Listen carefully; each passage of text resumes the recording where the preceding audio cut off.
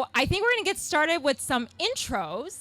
I'm going to ask each of our panelists to share who they are, their title, their company, and also the size of their RevOps team. And that way you can keep an eye on, hey, who are some of the folks you might want to chat with later.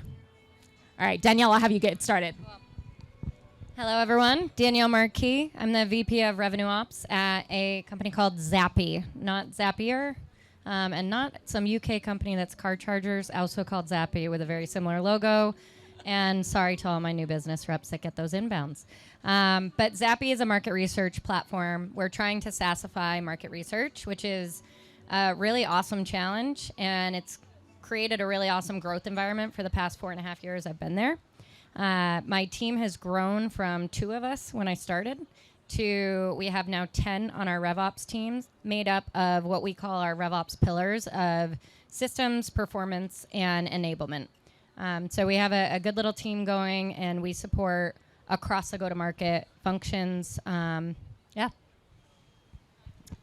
Hi, everyone. I'm Kate McKenzie, VP of Revenue Operations at a little company in Boston right over there called Onapsis.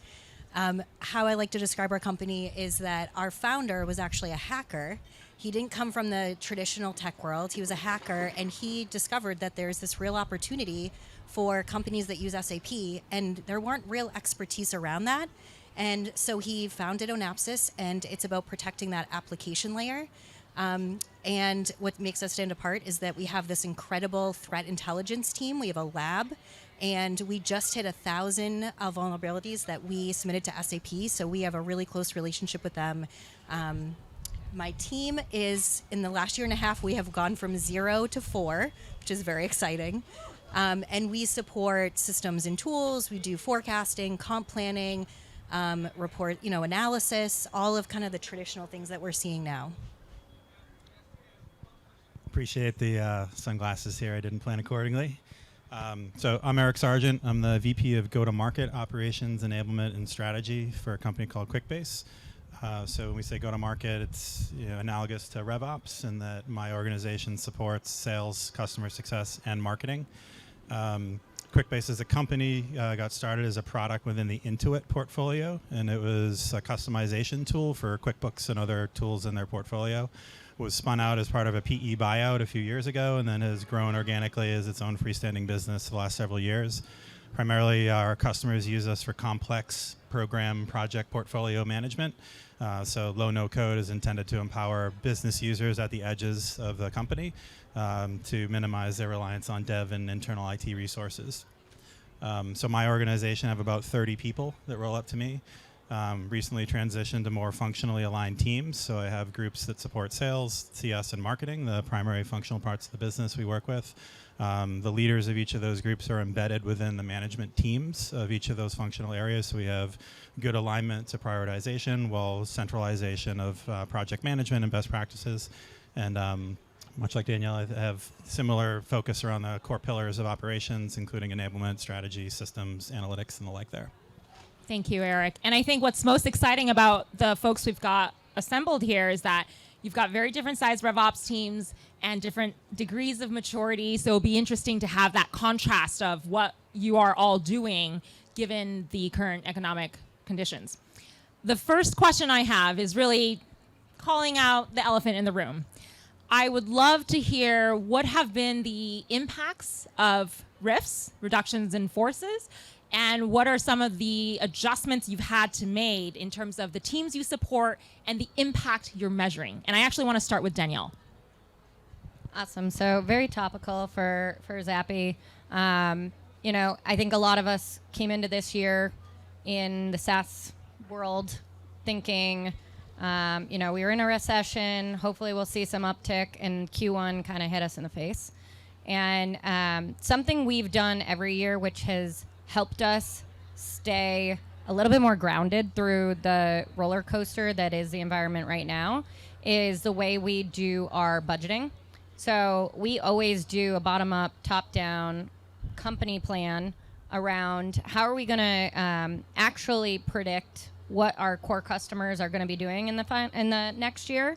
Obviously taking growth numbers from our board and our new PE firm, and trying to incorporate and get, the fun dance of getting from your bottom up, which is usually nowhere near that growth number they want you to get to, and understanding what are we going to actually realistically get from our existing customer base, what do we need to cover with buffers from that, and we put that all into Salesforce at an account level, and we don't touch it because that's our benchmark and our baseline throughout this current year, so that what we do is have a monthly, quarterly, annual look at what did we expect to come in across our book of business, with the addition of new logos coming in, expansion from the current book of business. What are we doing for pipe coverage there? So then we can see the bets we made going into 2023, where are we missing on those and need to cover, so we can get a little proactive with that. Okay, we might rearrange an account plan for this premium customer, or understand that our enterprise customer over here is a little at risk and here's why. So it helps us just actually put a lens on where to focus. So we have that for both bookings and our revenue teams, and that's been really helpful for us to get ahead. And then the other thing from a RevOps perspective is just really keeping an eye on the getting back to basics, I guess, on the fact that what we're in charge of is really increasing revenue or reducing costs, right? We are efficiency and effectiveness. And what can we do to help the company support that, whether it be directly impacting sales or CS, or in my position, I spent a heck of a lot of time in system audits. So scrutinizing fit for purpose, and are we actually, utilizing everything we have in our contract? Is there room for optimizing that? Is there room for cutting out this? Do we have too many license over there? So those are some of the things we're doing at Zappy right now to stay on top of this little roller coaster. So we're tiny. We have a tiny team. So we've had two rifts since I've been there, and fortunately, it hasn't really impacted the go-to-market team, thankfully. But we support the entire company. There's not a team that we don't support. Even including engineering. There's lots of integrations that we help support there, and we have to work with them closely on those. So we essentially, my team gets together once a quarter. We look at everything that has been requested of us, and we have to tie it to a corporate goal. And does it drive revenue? That's the bottom line. And then we have to go back to those teams and let them know what this backlog is going to look like and whether they've made the cut or not. Unfortunately, they can come back and try to change our minds, but as long as it's driving revenue and it ties to our 3 corporate goals, then it kind of stays on, and we just set expectations around timing, because obviously with a team our size, we can't do everything tomorrow. So that's kind of how we've been managing it. We've also done all the system audits. We've actually revised which roles actually get access to certain things and really run a tight ship around that. And we've been in corporate projects. We've had a couple of corporate projects going on that we've been, key stakeholders in. So we've been able to use that as kind of like, well, we're focused on this, so this is going to have to wait. And luckily, everyone's been really patient with that.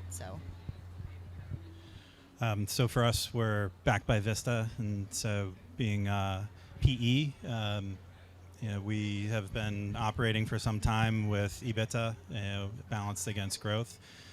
So for us coming into this year, just understand the economic conditions, we still largely approach the planning process the same way.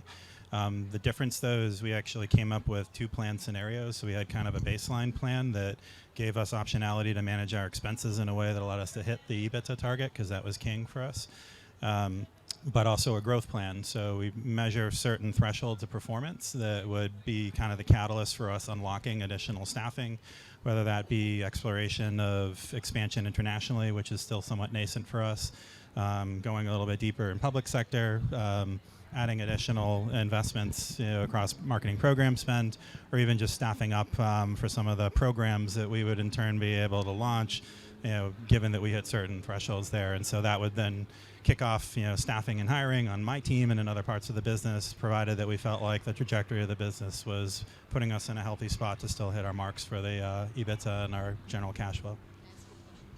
I was going to say, for the growth goals, is your team is helping set those and manage them and manage to those? Yeah, so we have a really good partnership with FP&A, and so we're kind of the execution arm, and they're a little bit more on the planning side of things. And so like the financial models based upon the guidance from our board feeds through a lot of the analysis that they'll do around kind of the cost envelopes that are available to us. And then from there, if we look at the hypotheses where we think there are those growth opportunities, we come back with a plan to say, here's what investments we would need to deliver that, make sure that it fits within the bounds, and then if we hit those catch points, then that triggers the work to launch some of those programs. Awesome. Yeah, we also put into our budgeting a more emphasis on proactive growth.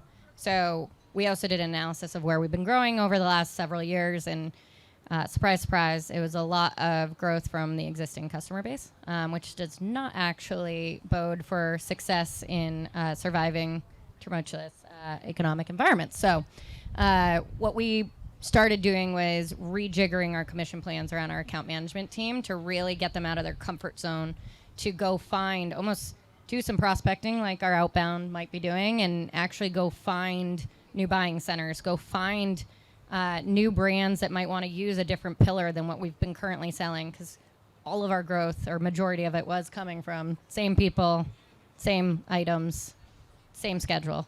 So in order to, our trying to protect ourselves for that growth was like, how do we upskill our account management team to be a little bit more of that hunter mentality so they can have the proactive growth, and how do we, commission plans obviously are the best way to motivate most of the sales team. In most cases, but. All right, I have a question for both of you. This is a little bit easier for me because I have a smaller company, but all of these things you guys are talking about are very cross-functional. So how do you get everyone together? What does that meeting cadence look like? And how do you drive these things forward? It's a great question. Again, another very topical question, like the environment. So go-to-market alignment is probably one of the more difficult things to really achieve.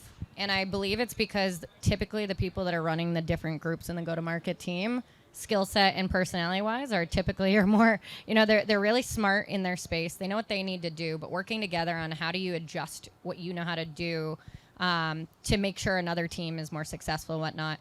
What we did was we actually took a lot of our marketing plans coming into the year and made sure that we had proper support for customer marketing if we're going to go after proactive growth for our account management teams, but also that we were planning on, okay, new business last year didn't do what we bet them to do for certain reasons, and largely because there's so much a sales rep has to focus on these days, and no matter how much AI comes out and says they'll do the job for them, we're not there yet, is what I've found. So if someone else has found an AI that actually does what they say on the marketing commercials, please do find me after the panel.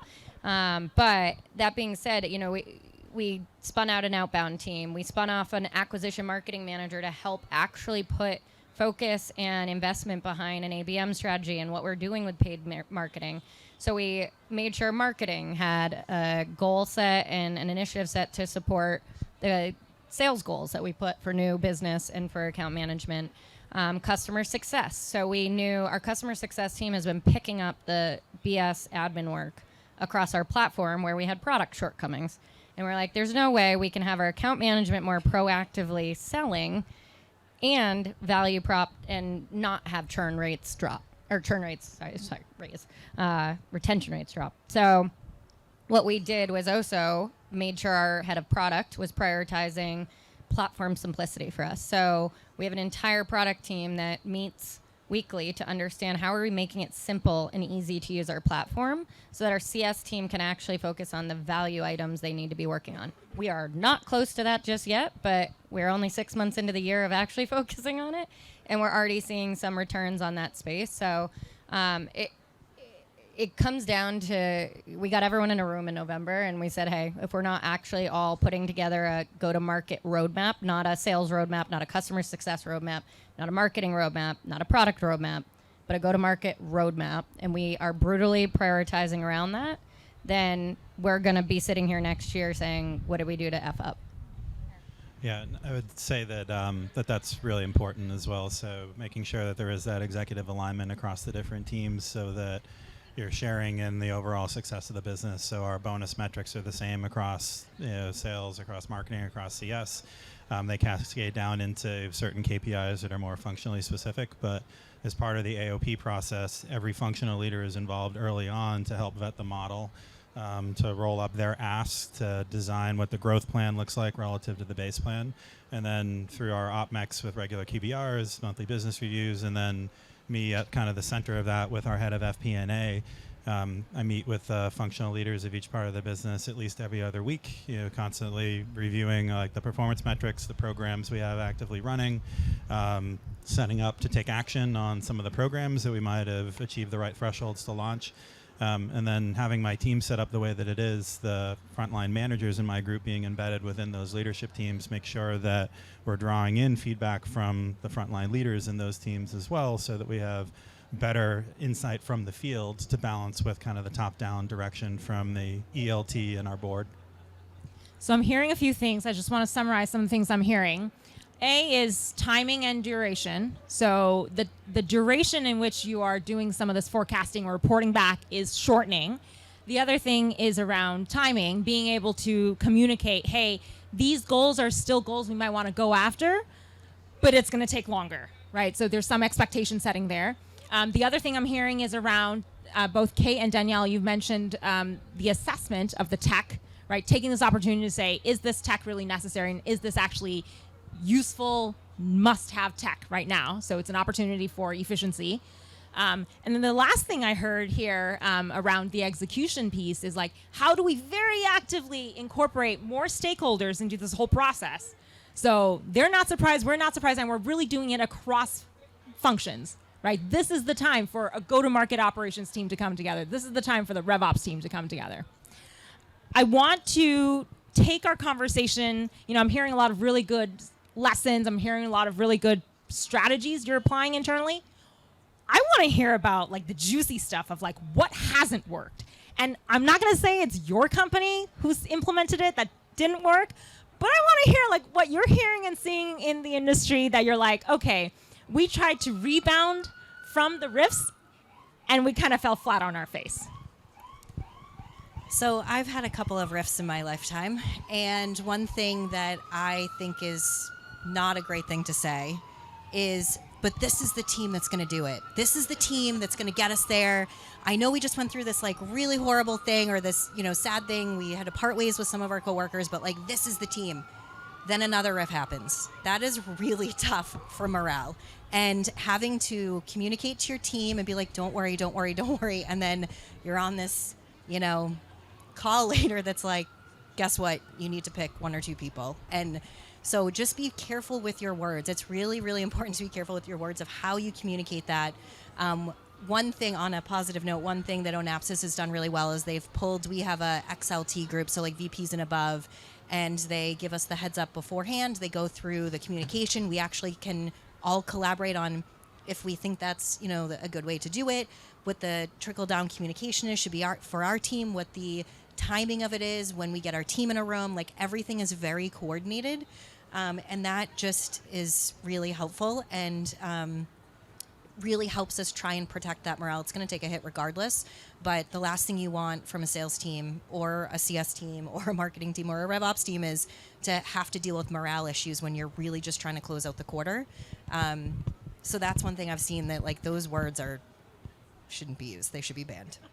We had a Q1 note that was like, we're going to make sure the right people are on the bus. We've got the right people on the bus. And then Q2, it's like, well, so those might not have been the right people on the bus. And, so it's using those buzz terms, just kill them. Have empathy. There's always been a need for empathy, especially in software technology. Now more than ever, to that point, double down on your think before you speak. There's things we've had across our leadership team where you're putting it out on social media and in your head what's coming next week, and you're like, what the hell are they doing? Like that, that's gonna not age very well in a week, right? So just double down if you're, talking with coworkers or on social media where a bunch of coworkers, just be a little bit more empathetic. Just right now, I think a little bit more than ever to be a little softer with people. Yeah. Yeah, I would say communication and transparency for sure. Echoing both of your sentiments on that, and even just like educating the team around like the overall health of the business is important. So for us, like I said, we have the same common bonus metrics across all departments, and the beginning of the year, EBITDA being so important to us, people I think understand what the acronym is, but they don't understand where it fits into the overall financial standing and health of the business. So like, oh, great, our EBITDA is high. Like, well, yeah, but we also have these other expenses that fall below the line. And here's why forecasting is so important. Because if we have these triggers for investments for programs and we're running up the work to build that, it is somewhat benchmarked on what we're projecting. And so if we've got hedges in there or people are being overly optimistic towards that, that has a meaningful impact on other parts of the business and the decisions we get to make. So I think just grounding people in like how the business runs and how we look at the overall health of the company has been enlightening for me. Just seeing people kind of latch onto that and make different decisions around having their whole team fly into town instead of hosting a virtual meetup, or going out to lunch instead of going out to dinner, or making subtle changes like that that overall kind of stack up and contribute towards us moving the business forward more productively. I'm really hearing the theme around like the authentic communication, the candor, and also sometimes being able to share, like, we don't know what's going to happen, right? I think that's part of being a go-to-market or RevOps leader. I want to continue the thread around like things to start, stop, and continue in your experience, but specifically around tech, right? Like all of us here have tons of tech in our stack, and I want to hear from each of you. What are some of the things in terms of tactics that you've started, stopped, or would continue doing as it relates to tech? And I actually want to start with you, Eric. So every year as part of the creation of the annual operating plan, we do look at our tech stack as vendors evolve. So sometimes you find yourself in a place where there's overlapping capabilities or things you're not using yet from those technologies. But we've also started to dig a little bit deeper into really quantifying the business impacts. And so it's all well and good to look at adoption. So if everybody's logging into their ZoomInfo account every day, that's great. But when you then click into metrics like utilization of credits and the majority of your upmarket teams are consuming less than 10% of them, then a 2,000 plus license probably doesn't make sense for them.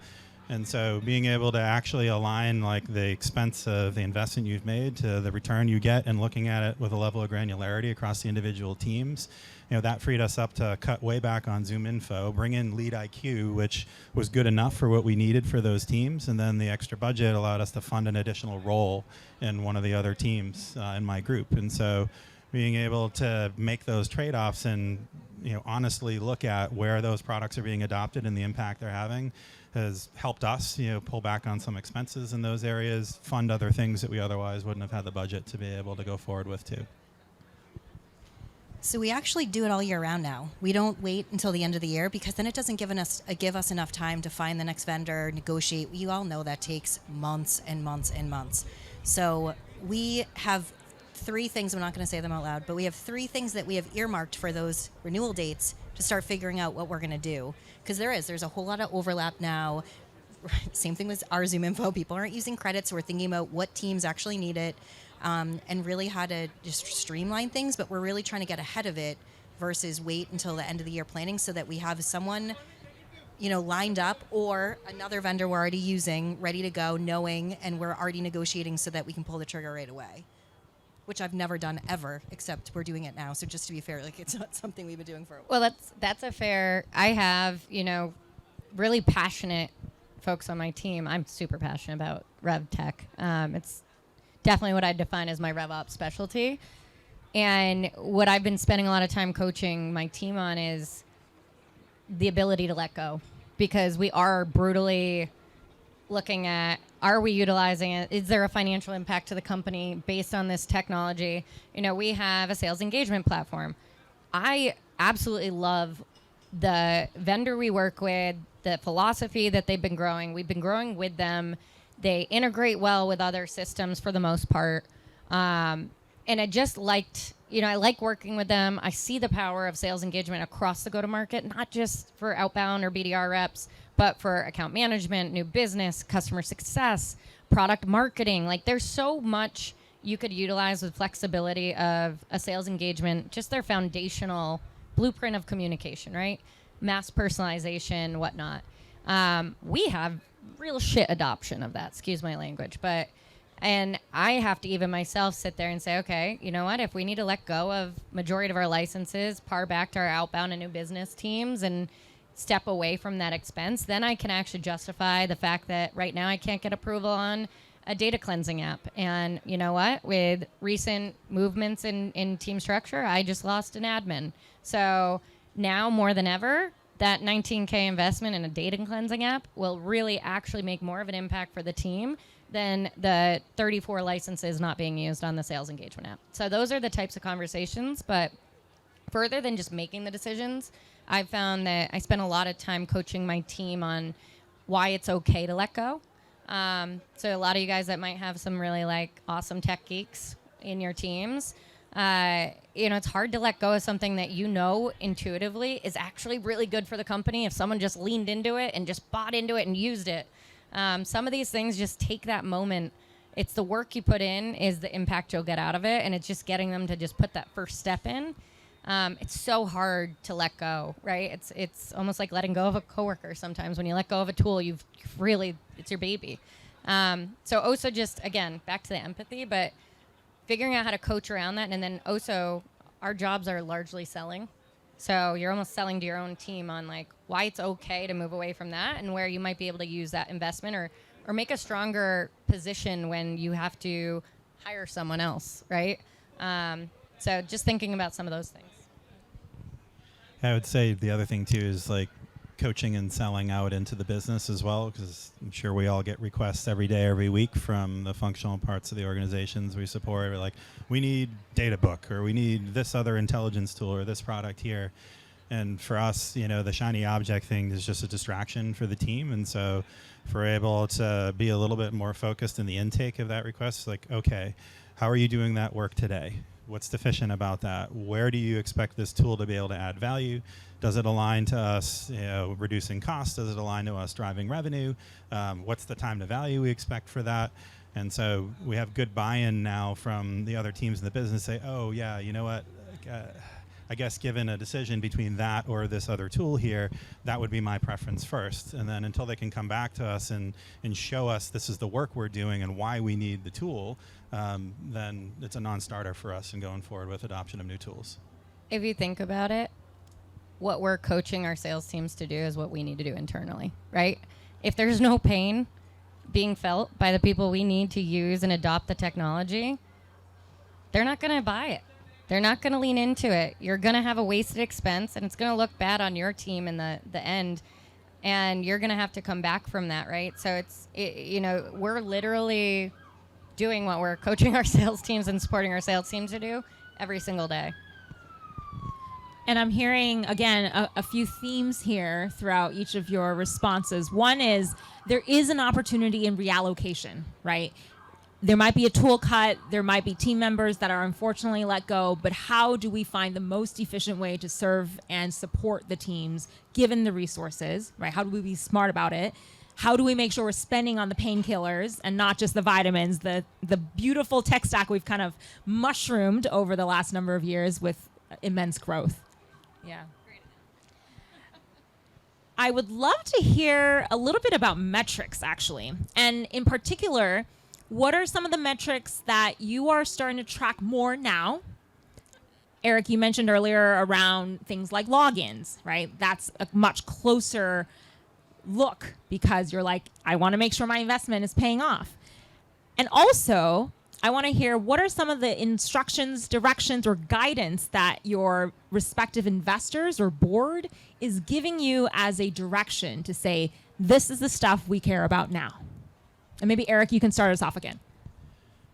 Sure. So broken record EBITDA is the common topic that we talk about pretty frequently in board meetings, executive meetings. And, for us, when we go through the planning process, rather than just looking at kind of top line bookings growth, we started to get down now into more granularity around go-to-market efficiency.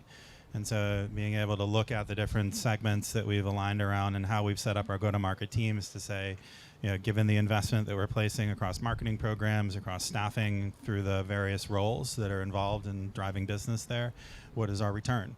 And as we start to see those numbers evolve, coming into the year, it paints an interesting picture for where you think there's market opportunity to go after versus where you're actually seeing good yield. So we made some changes to how we had allocated our headcount across the sales organization, just with that in mind, to say, if our yield is if we spend 85 cents to earn $1 in this particular part of our business, why wouldn't we add more capacity there given the TAM, as opposed to continuing to fund this experiment where it's costing us $4.28 to earn $1.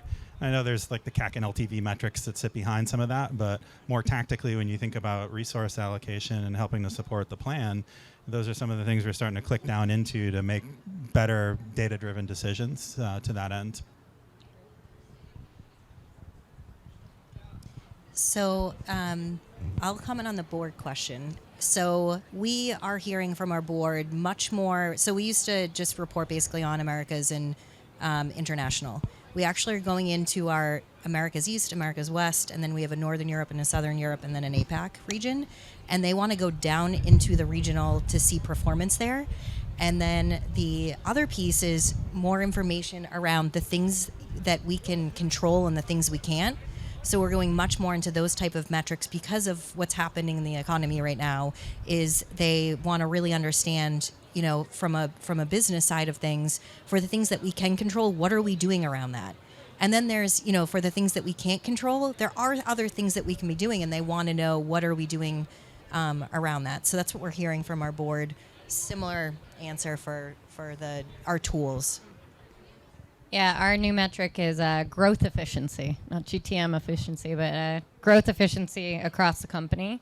And that's driving a lot of decisions we're making around where to cut back, where to restructure, where to invest. So we're not just cutting back right now. Like, there's things that we haven't invested in. And at the size of our company, we're not going to scale as fast as we need to get out of this if we don't spend the investment there. Which also makes other things a little bit more difficult, right? I have really difficult trade-offs with my head of customer on, do we need an ERP system or do we need a customer success portal? Well, we have a pretty souped-up Salesforce system with a sales engagement, which you can use for a lot of the workflow management a CSP gives you. We have a very large BI team and investment in Tableau for the size of our company.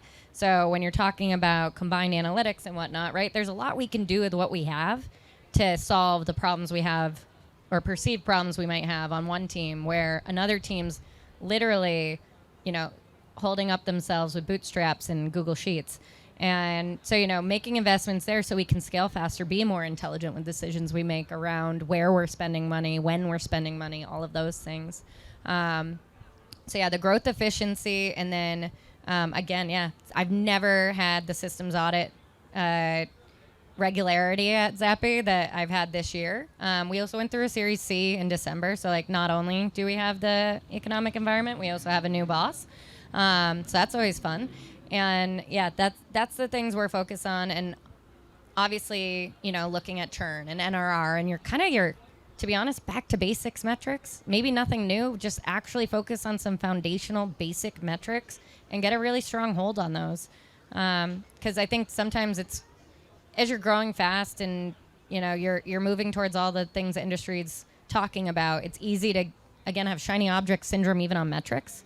But quite frankly, we've developed a whole technology industry with some of those base metrics, and looking back at those, I think honestly can help you really get a picture of what's going on. Yeah, and you mentioned comp earlier, and for us, the evolution of how we inspect our business, beyond looking at quota attainment, we're now looking at percentage attainment of OTV. And so most comp plans tend to have multiple components that are aligned to different levels of behavior that you're intending to incentivize.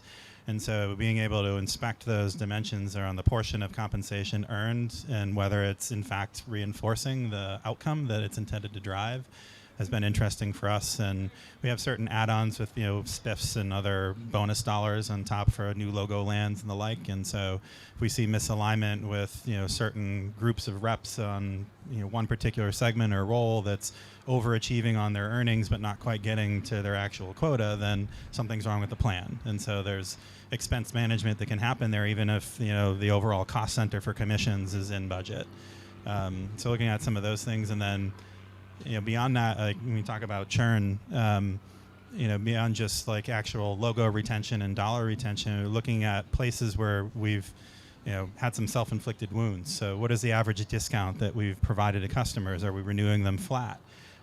Certainly a CPI increase is reasonable, these days, but then how do we get ahead of that also with new logo lands so that, if we're only looking at ASP and transaction count, we might be overlooking the fact that we're doing that with like a 60% average discount in a certain deal band.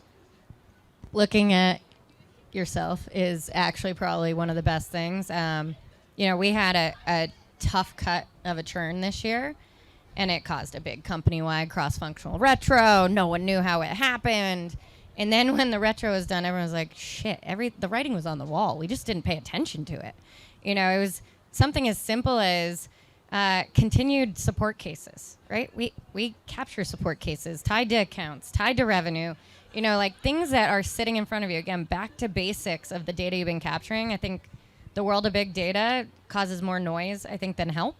And taking a look back at some of those basic things, like had we looked at literally trends on support cases and bugs with our platform and those types of things, we could have saved a really large customer. And we're hoping to win them back by learning from that. However, like you can cause yourself more detriment by trying to not focus on some of that stuff. So take a good look at like how you're actually managing your customers and what you can do that's like the writing's on the wall right there. Can I ask a question? I'm getting a lot out of this. So one thing I've noticed in the last, probably year with all that's going on is everything we're talking about, our teams are responsible for so much. All the topics we've covered is extensive. And, being vulnerable, I struggle. Like, I really struggle with being proactive because in the last year, there have been fires every day. I feel like people are looking at, we do the same thing. We look at, what reps are actually covering their OTV. And it's a fire because we're like, oh my God, what are we going to do? Now we have these people who haven't covered. And we're meeting with their managers, we're meeting with the SVPs, and we're trying to figure out, can we do something about it? Or are they just not the right people?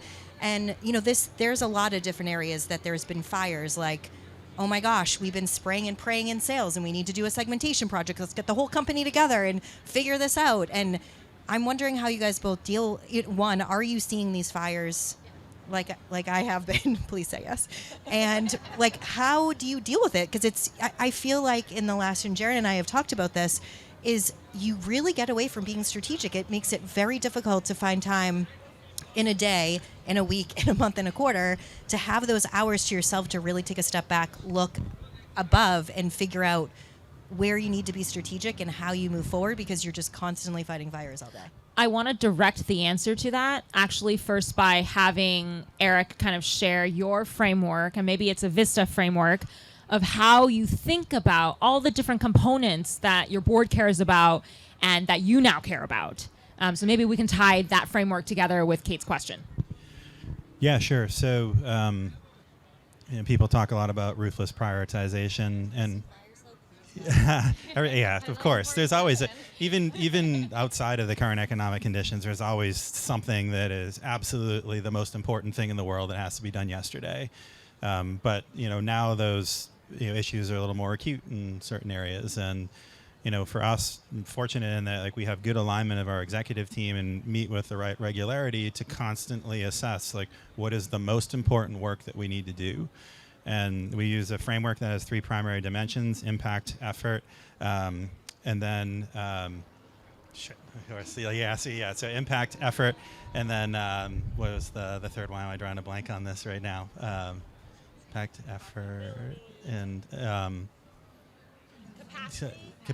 No, it wasn't. Yeah. So let's talk about impact and effort because they're the most important. So impact has to do with our company goals around EBITDA and top line revenue growth, but then time to value.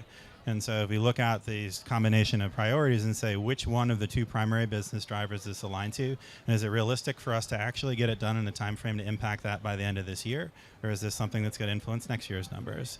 The effort piece of it starts with basic t-shirt size. And so is this an Excel project that's going to take a huge amount of effort, or is this, a smaller medium we can run faster?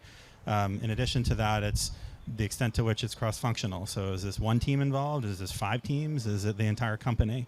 And then the third dimension of that is sunken cost. So do we need to invest in additional tools? Do we need head count? Do we need capacity beyond our team through outside resources and contractors? And then the third piece is urgency. And so, with that, it's being able to find what are these kind of market drivers or other external things that would force us to move something up the list. So let's say that you're in a business that's heavily audited or regulated.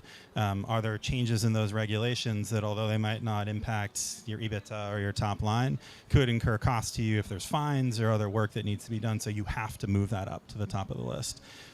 So being able to align around that framework, and then there's components underneath each one of those dimensions that we use to assess scores. Each person has a voice depending upon the functional area that's involved. So it adds some overhead to the process, but the team has agreed that it makes sense for us to take the time to do that so that we can prioritize the fires that are the biggest and the most catastrophic potentially, as opposed to stamping out the little ones while a huge one is burning on behind us.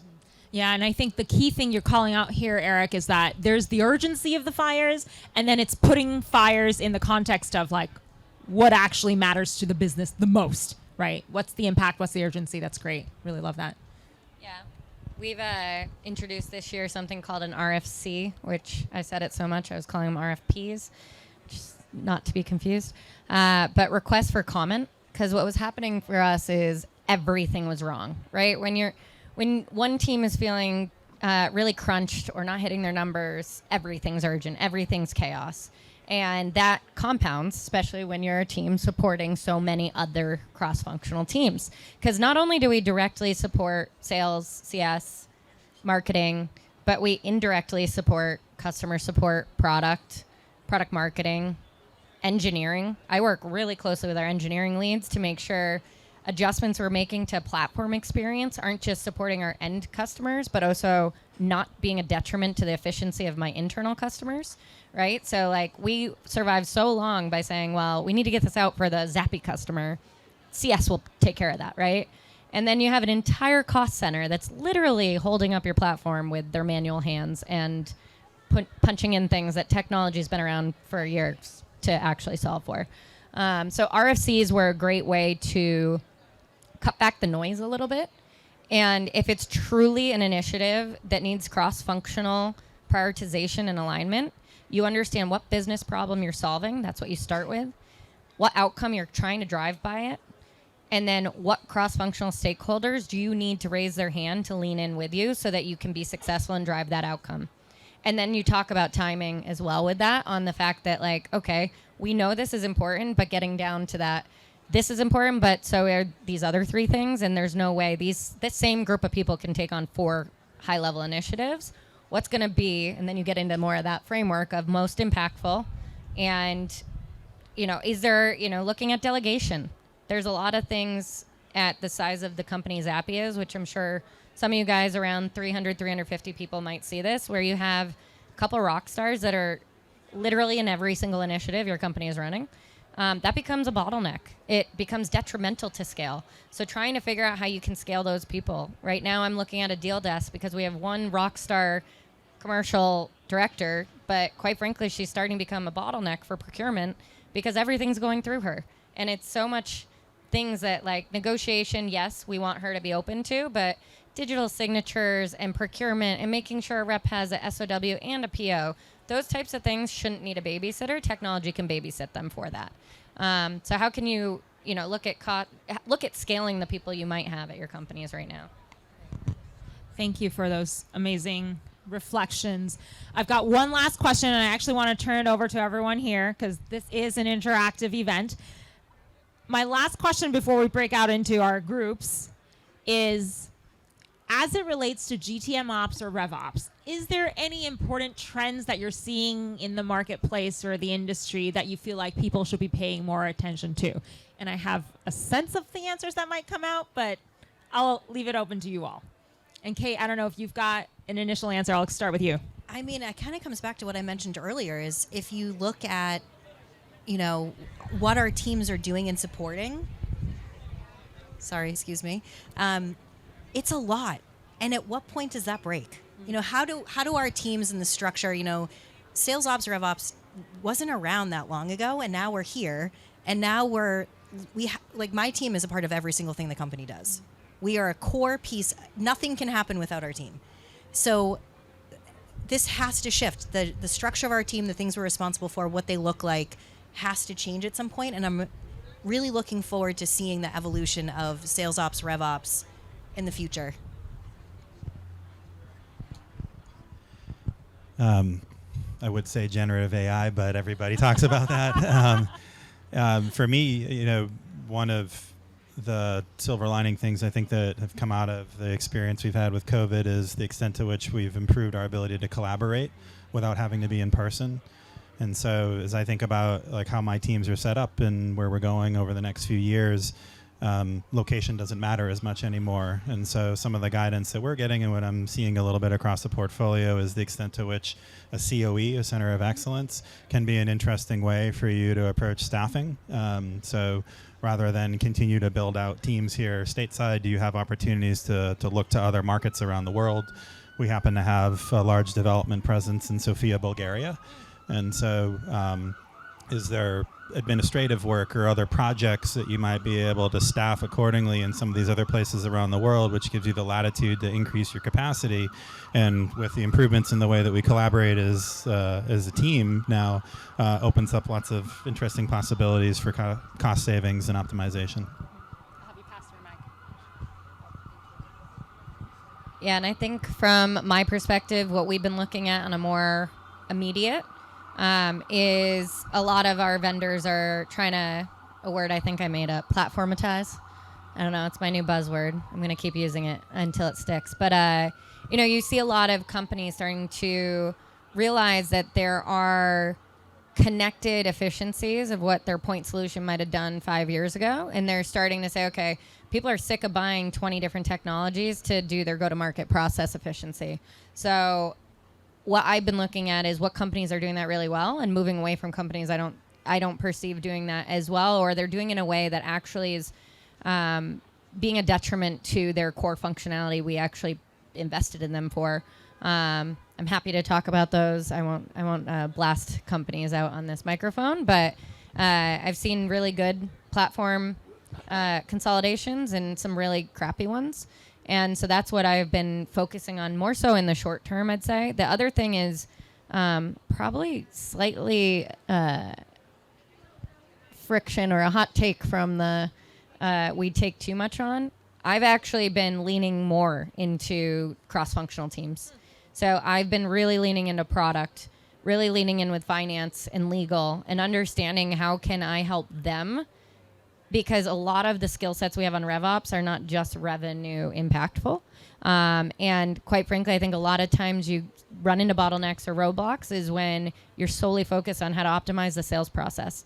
And you forget that the sales process isn't just sales, right? So there's sales process that involves product components, involves legal procurement components, financial components, customer support components, onboarding. All of those pieces need to really work well together. And RevOps is one of the most unique departments at a company to have that 30,000 foot of how those connect. And just lean into that and take some time if you can to start to map out more business process than revenue process. I love that. I'm conscious of wanting to make sure everyone here has a chance to really meet and speak with each other, because I have some more questions after hearing the discussions on this panel. First of all, thank you to all three of you for sharing your experiences and your perspective. Can we give them a round of applause, please?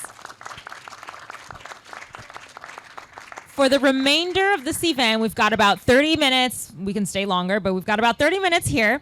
I actually want to make sure we get together in our groups in terms of RevOps sizes. We have some facilitators. Before we go into the facilitators, I want to first give a big, big shout out to Phoebe Farber sitting in that corner.